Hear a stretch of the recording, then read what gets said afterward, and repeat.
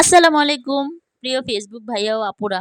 আজকে আমি তোমাদের জন্য মানে আমি কিভাবে সুন্দরভাবে খুব অল্প সময়ের মধ্যে হালিম বানিয়েছি সেটাই তোমাদের সাথে শেয়ার করব। তো যাই হোক, আমি আগে থেকে তোমার কোরবানির গোশটা সবসময় আমি কোরবানির যে ছাট গোশটা বের হয়, অনেকে চেনো অনেকে চেনো না, যাই হোক আমাদের ঢাকাইয়ারা ছাট গোশটা ওটা বটের মতো করে খায়। তো আমিও এইভাবে আধা কেজির পরিমাণে বটের মতো করে তোমার বক্সে করে ডিপ ফ্রিজে রেখে দিই। তো যখন বাচ্চারা যখন খায়, যেমন সন্ধ্যার নাস্তা, ওটা ভেজে দেই বটের মতো, গরুর বটের মতো করে। তারপর আবার বাঁধাকপি দিয়ে খাওয়া যায়, হালিম দিয়ে খাওয়া যায়, যে যেভাবে খায় সেভাবে মুড়ি মাখিয়ে খাওয়া যায়। তো আমি আজকে ওটাই বের করেছি।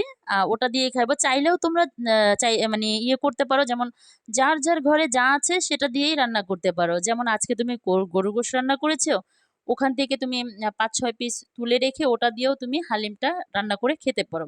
কেউ মুরগির গোশত রান্না করেছো, সেটা দিয়েও তুমি হালিম মিক্সটা দিয়ে খেতে পারো, হালিম হয়ে যাবে। তো খুব অল্প সময়ের মধ্যে, এবং কি খুব ঝামেলাবিহীন, এটা আমি তোমাদের বললাম। তো যাই হোক, আমি আগে থেকে ভিজিয়ে রেখেছি যে হালিম ইয়েগুলো, সেটা ভিজিয়ে রেখেছি খুব অল্প পানি দিয়ে। তারপর পেঁয়াজ বেরেস্তার জন্য দিয়ে দিলাম পেঁয়াজ কুচি। পেঁয়াজটা যখন বাদামি কালার হয়ে যাবে, আমি অর্ধেকটা তুলে রেখে সেখানে আমি সাতগোছগুলো দিয়ে দিব। ওখানে দেওয়ার পরে তারপর তোমার হালিম মিক্সটা দিয়ে দিব, যে মশলাটা। ওটা দিলে আর কিছুর তোমার প্রয়োজন পড়বে না, কোনো লবণ টবণ কিছুই তোমার দেওয়া দরকার নেই। তুমি তুমি যদি একটু লবণ বেশি খাও, সেই পরিমাণে তুমি লবণ দেখে তারপরে তুমি দিবা। তো যাই হোক, তারপরে তুমি তোমার মতো করে সুন্দর, ওটা একটু ভাজা ভাজা হলে তুমি তোমার যে হালিম যে ইয়াটা ছিল, ডালটা, সেটা তুমি দিয়ে দিবে। দিয়ে দেওয়ার পরে তারপর তুমি তোমার মতো করে পর্যাপ্ত পানি দিবা। তুমি যেভাবে খাবা, যেমন কেউ ঘন খায়, কেউ পাতলা খায়, এটা তোমার বা আমার অন্য যে যেভাবে খাও সেভাবেই দিবা। দেওয়ার পরে যখন দেখবা যে ডালটা ফুটে গেছে, সাথে সাথে নামিয়ে নিবা। নামিয়ে নেওয়ার পর শসা কুচি, যেমন আমি তোমার বেস্তা দিয়েছি, শসা কুচি দিয়েছি, ধনিয়া পাতা দিয়েছি, কাঁচামরিচ দিয়েছি, আমি লেবুর রস দিয়েছি।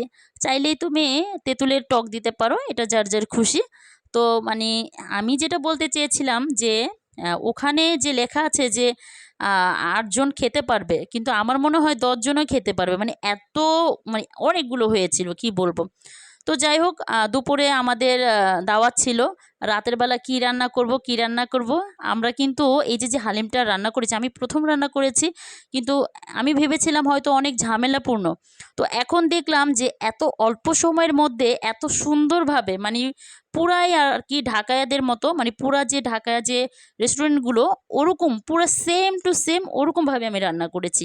এত মজা হয়েছে, আর ফ্লেভারটা যে এত, কি বলবো তোমাদেরকে। তো যাই হোক, এক কথা বলতে গেলে সেই স্বাদ, খুবই মজা হয়েছে, খুবই মজা।